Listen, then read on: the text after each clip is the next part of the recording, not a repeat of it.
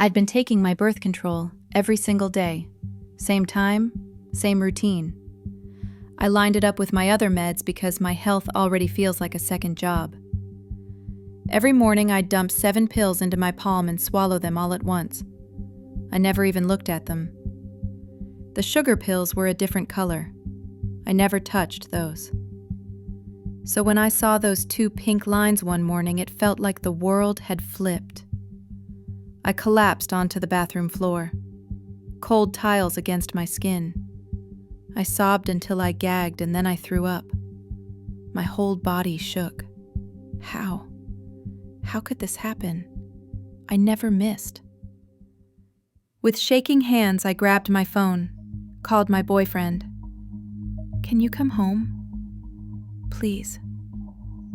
The word please cracked out of me like glass. He asked what was wrong. I just said, "Just come." We're both 22, college kids playing pretend at adulthood. I'm juggling classes, a part-time job, chronic health issues that make some days unbearable. I barely keep myself afloat.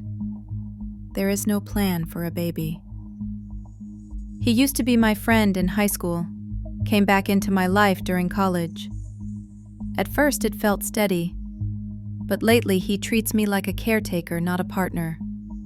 I remind him, I fix things, I hold him together. I'm worn thin. And then there's his mom, traditional, intrusive. She slips her beliefs into every conversation. Nothing compares to the joy of being a mother. A baby might bring you closer. Once he's a father, he'll grow up. She even told me once, my husband and I fought constantly until we had him. Babies can feel like little miracles. At first I laughed it off, but the more she said it, the more he started repeating it. Still, I trusted my pills, my shield. I never thought sabotage was possible. There were red flags. My period tracking app open on my phone. Sometimes my Fitbit app open too. I brushed it off. I shouldn't have. That morning he rushed in, out of breath, shirt inside out. I was still crumpled on the floor with the test in my hand. He looked at it and his face lit up, like he'd just won the lottery. "Oh my God, baby, this is amazing." Amazing? I was shattered and he was glowing. "I'm scared," I told him. "I have school, I have work, my health. You'll be fine," he cut me off.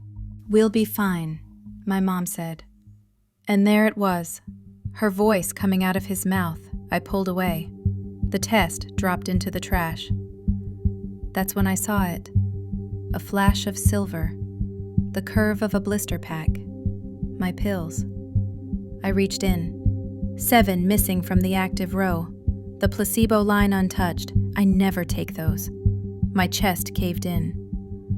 Why were the real ones gone? Why did the placebos look pressed out and shoved back? That's when it hit me. He had taken out the real pills and swapped them with fakes.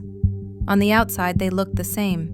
One protected me, and the other did nothing. I thought I was swallowing safety every morning, but it was like buckling a seatbelt he had secretly cut through. I turned to him. "Where are my pills?" He gave this nervous laugh. "What do you mean?" I held them up. "Where are my pills?" I dug deeper into the trash. Crushed foil, bent rose, evidence shoved carelessly away. Silence. Then he said, "I knew you'd be happy once you processed. I wanted us to have something real." My throat burned. "You wanted. You took." I locked myself in the bedroom, hands shaking so bad I could barely text. I messaged my 2 closest friends. "I'm not okay. Please come." They showed up fast, messy buns, sweats, but fire in their eyes. I told them everything. The missing pills, the app, his mom's sermons, the test. One friend shook her head. He sabotaged you. The other leaned in. Stop doubting yourself. He decided for you. He stole from you. That word, sabotaged, hit me like a slap, because that's exactly what it was. I couldn't stand to hear his excuses, so I asked one friend to text him. Be honest, did you mess with her meds?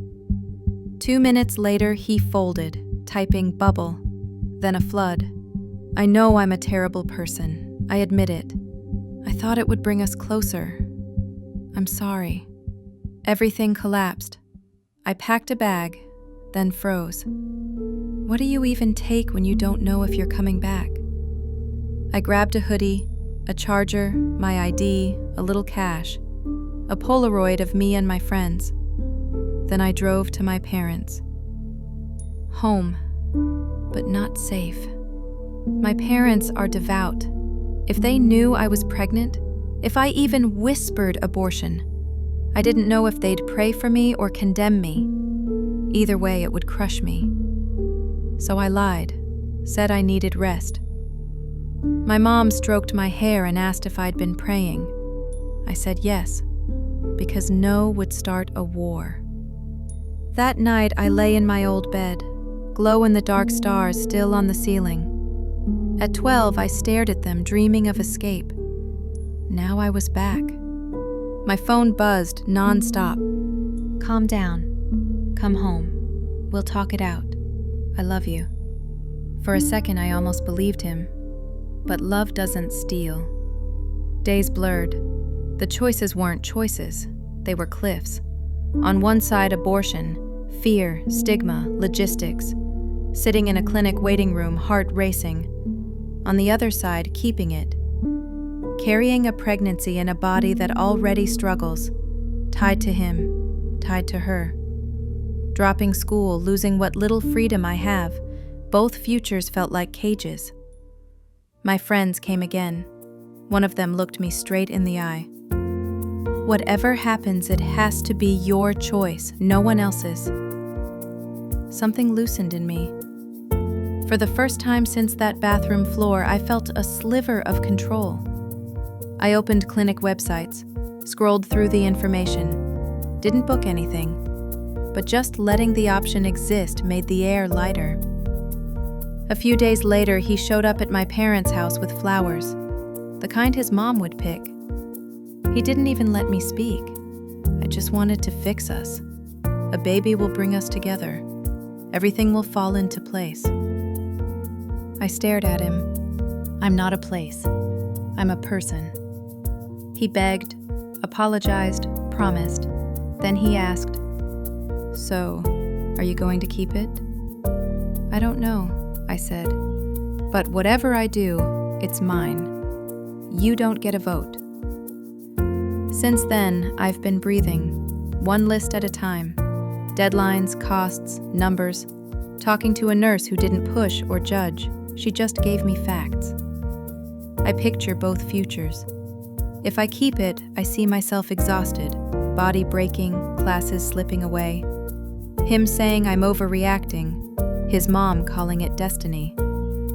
If I don't, I see myself walking into a clinic, hands sweaty, heart pounding, walking out lighter. Not because it's easy, but because it's mine. There's a version of this story where I tell you it's already decided and I feel free. But that's not this version. What I know is this. I didn't miss my pills. I wasn't careless. Something was stolen from me. And now I'm taking back what I can. So if you were me, on that bathroom floor, 2 pink lines staring back, your whole life tilting, what would you do?